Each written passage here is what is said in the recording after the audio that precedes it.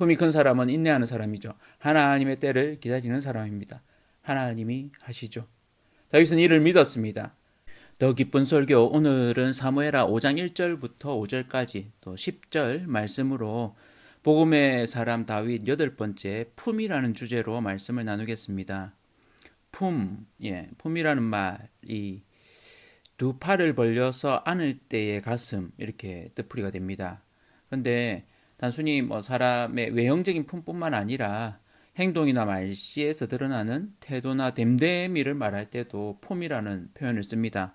그래서 품이 넓다라고 말할 때 실제로 그 사람이 덩치가 커서 두 팔을 벌려서 안을 때의 모습을 말하기도 하지만 내면적으로 그 사람의 행동이나 말에서 드러나는 어떤 태도, 따뜻한 어떤 배려, 이런 부분들을 볼 때 품이 크다라는 말을 하죠. 속이 깊고 다른 사람을 잘 배려할 줄 알 때 품을 줄 안다, 이런 말을 쓰죠. 제가 전도사로 있던 시절에 부교육자로 사역하고 있으면서 새벽 기도에서 하나님이 제게 품을 키우라는 말씀을 여러 번 하셨습니다. 왜 그러실까 의아하기도 했습니다. 그렇지만 그렇게 하겠습니다라고 하나님께 기도했죠. 메어 달리면서 하나님, 제 품이 참 작습니다. 그러나 하나님이 품을 키워주실 줄을 믿습니다라고 그렇게 기도했는데, 그 말씀이 왜 필요한가를 또 사역을 하면 할수록, 삶을 살면 살수록 더 깨닫게 되는 것 같습니다. 하나님이 제 품을 키워가고 계십니다. 하나님의 품이 정말 크시거든요. 그런 반면에 저는 품이 정말 작은 사람입니다. 그런데도 하나님이 저를 귀하게 보시고 또 사랑하시고 제 품을 키워가시는 줄로 믿습니다. 마찬가지로 이 말씀을 듣는 여러분 한 명 한 명의 품도 하나님이 키워가고 계시다는 것을 늘 확신하고 사시기를 축복합니다.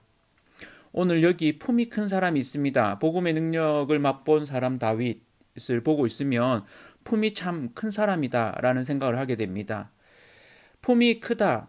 태어날 때부터 품이 큰 사람이 있죠.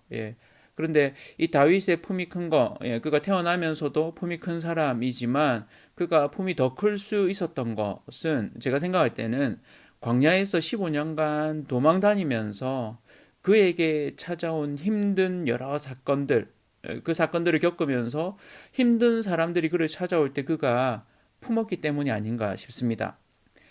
그는 그들의 아픔을 알았습니다. 왕이 그들을 잘 이렇게 품어주지 못해서 그로 인해서 경제적인 어려움, 사기를 당하고 또 정의롭지 못한 세상 가운데 그렇게 어려움을 겪는 그들이었죠. 아픔은, 고난은 우리의 품을 키우시는 하나님의 방법이기도 합니다. 고난은 하나님의 축복이라고 말하는데 사실은 그 말씀이 참 이해가 되면서도 아프죠. 이게 쉽게 받아들여지기는 쉽지가 않은 것 같습니다. 그러나 바울조차도 고난의 유익을 이렇게 표현하고 있습니다. 로마서 5장 3절 4절인데요. 다만 이뿐 아니라 우리가 환난 중에도 즐거워하나니 이는 환난은 인내를, 인내는 연단을, 연단은 소망을 이루는 줄 알미로다. 아멘. 그렇습니다. 삶에 어려움이 있다는 건 하나님이 여전히 나를 사랑하시고 또 나를 단련해 가신다는 것을, 그를 통해서 나에게 새 소망을 주신다는 것을, 나의 품을 키우시는 과정 중에 있음을 확신하십시오. 그렇다고 해서 누가 고난을 이렇게 좋아하겠습니까?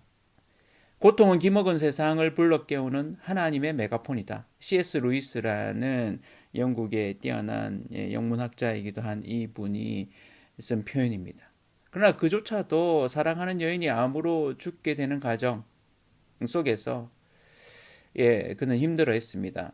그가 가르쳤던 것이 머리로만 알고 있었다라는 그런 부분들을 드러내기도 하죠. 한번 기회가 되면 섀도우랜드라는 영화를 한번 보시기를 추천드립니다. 그런데 다윗은 달랐습니다. 그가 이스라엘의 통합 왕이 되는 과정을 오늘 볼 수 있습니다. 유다를 뺀 이스라엘의 군대 장관이었던 아브넬이 이 요압에 의해서 죽게 되죠. 그리고 사울의 넷째 아들인 이스보셋 역시도 그 이스라엘의 라갑의 형제들에 의해서 죽게 됩니다. 이 라갑의 형제들이 이 이스보셋의 머리를 다윗에게 들고 옵니다.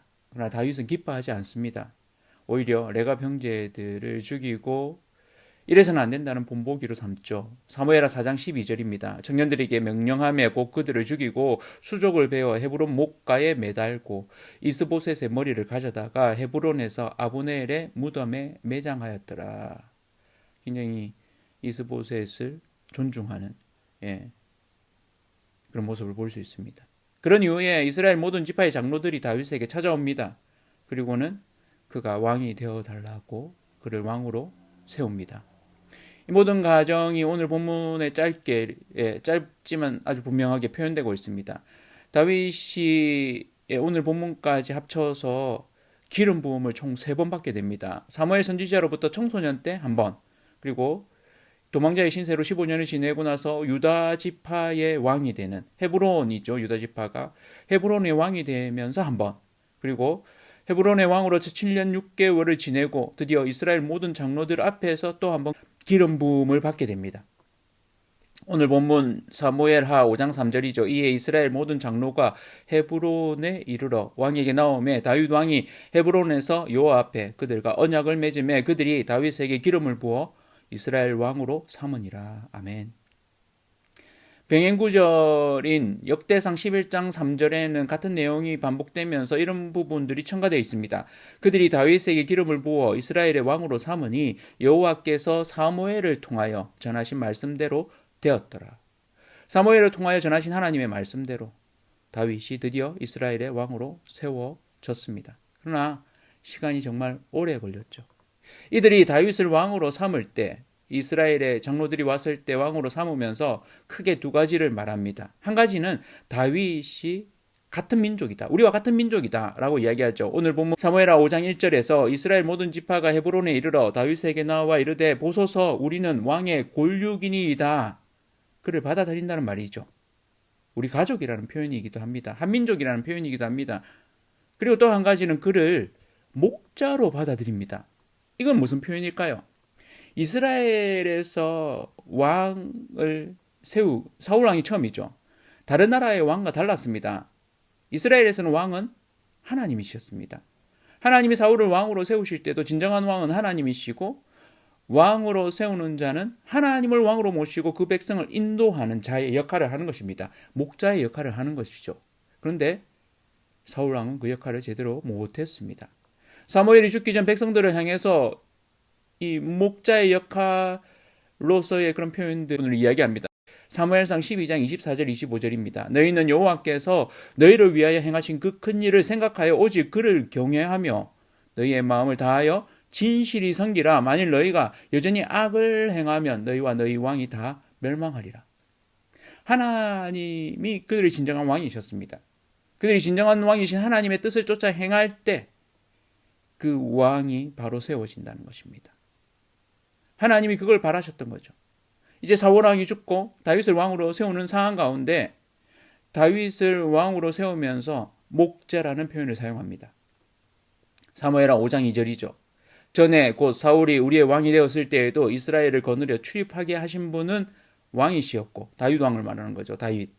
여호와께서도 왕에게 말씀하시기를 내가 내 백성 이스라엘의 목자가 되며 내가 이스라엘의 주권자가 되리라 하셨나이다 하니라. 다윗이 그들의 목자가 되었습니다. 다윗은 목자입니다. 그의 정체성이 목자죠. 양을 치는 중에 부름받은 목동이죠. 청소년 시절. 그러나 그를 향해서 여전히 이스라엘 장로들이 그를 목자로서 이야기합니다.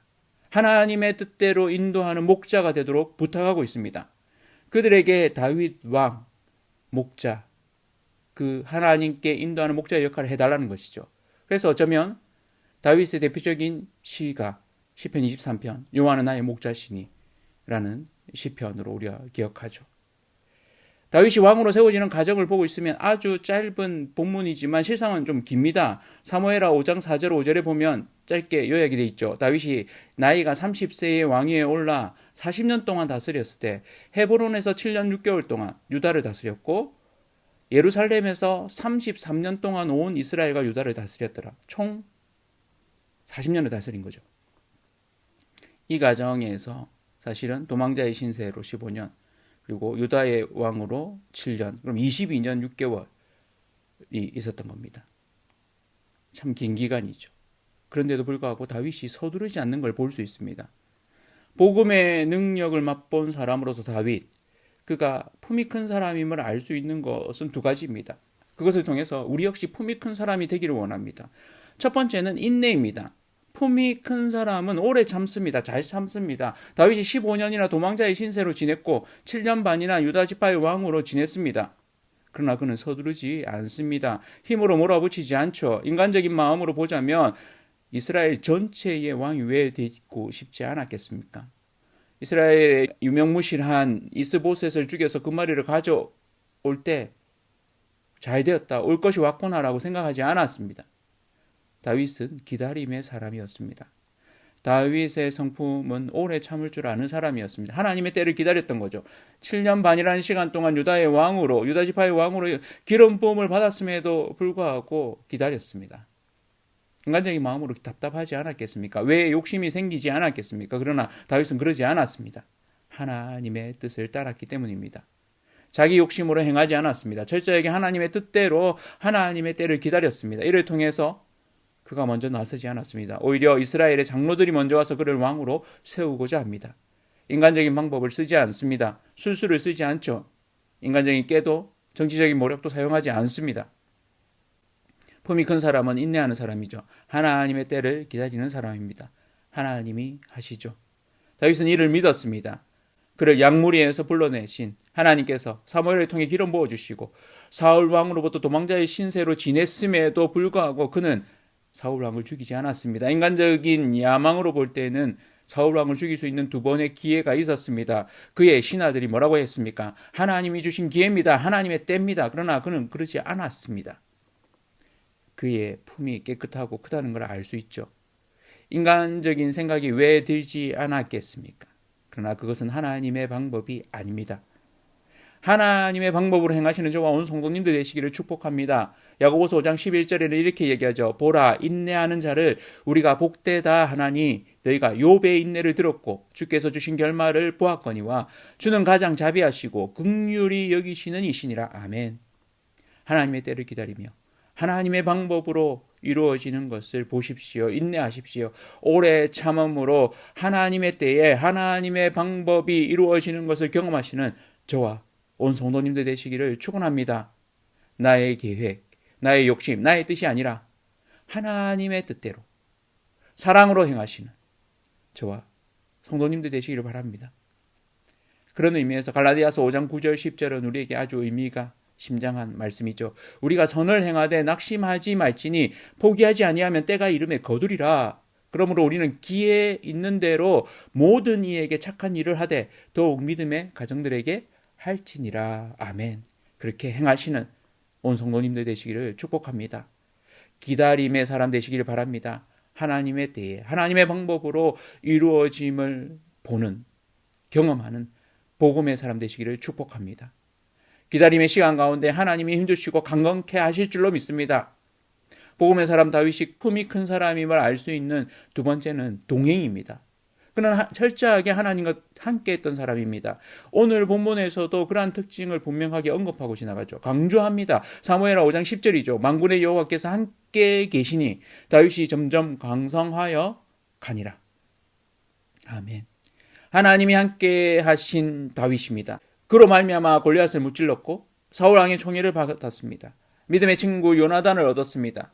그가 다급한 순간 그를 따르는 이들이 그를 죽이려고 하던 아말렉이 그들의 아내와 아이들과 노인들을 데려갔을 때 그런 다급한 순간에도 하나님을 힘입어 용기를 내어 불신앙을 거절하고 하나님께 묻고 순종함으로 하나님과 동행했던 다윗입니다.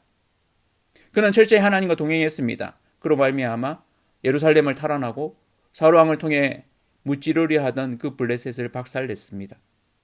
그러면서도 그는 철저하게 하나님께 묻죠. 사무엘하 5장 19절 말씀입니다. 블레셋을 치러 나갈 때입니다. 다윗이 여호와께 여쭈어 이르되 내가 블레셋 사람에게로 올라가리까 여호와께서 그들을 내 손에 넘기시겠나이까 하니 여호와께서 다윗에게 말씀하시되 올라가라. 내가 반드시 블레셋 사람을 내 손에 넘기리라 하신지라. 아멘.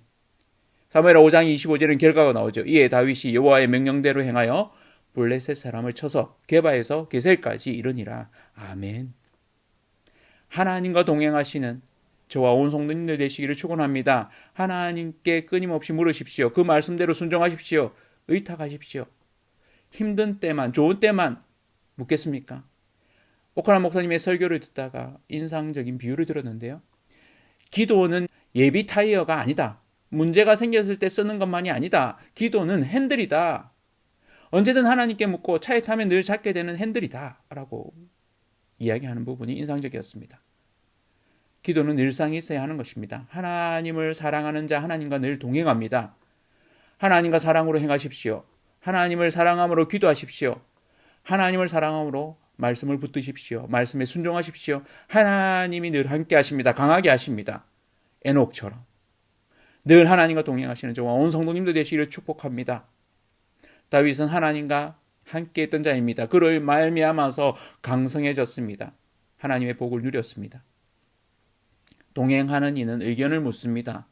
동행하는 이는 늘 함께합니다. 하나님과 동행하는 이, 그 품이 커집니다. 왜? 하나님의 품이 크시기 때문입니다. 우리의 속은 정말 좁습니다. 감정이 금세 상하죠. 갈대와 같습니다. 여자만 그런 게 아니라 남자는 더 합니다. 하나님께 나아가면 하나님이 우리의 상한 마음을 받아주십니다. 우리의 속 좁음을, 빈정 상하는 그 일들을 하나님이 들으십니다. 그리고 우리에게 일러주십니다. 우리의 속을 키우십니다. 품을 넓히십니다. 하나님과 동행함으로 하나님께 묻고 의탁하고 하나님께 그 마음을 쏟아내십시오.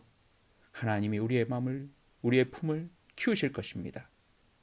복음의 사람 다윗이 품이 커지는 과정, 어려움을 많이 겪어서 그렇습니다. 그를 통해 기다림의 사람이 되었습니다. 하나님의 때를 기다렸습니다. 자신의 뜻대로 감정대로 행하지 않았습니다. 하나님께 묻고 하나님과 동행함으로 하나님의 함께하심을 경험하였습니다.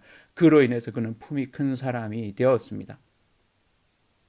하나님은 우리로 하여금 하나님의 넓은 품만큼 크게 쓰길 원하십니다. 마음이 상할 때 하나님께 토하십시오. 하나님의 때를 기다리십시오. 하나님의 방법대로 행하십시오. 저와 여러분들을 하나님의 도구로 사용하실 줄로 확신합니다.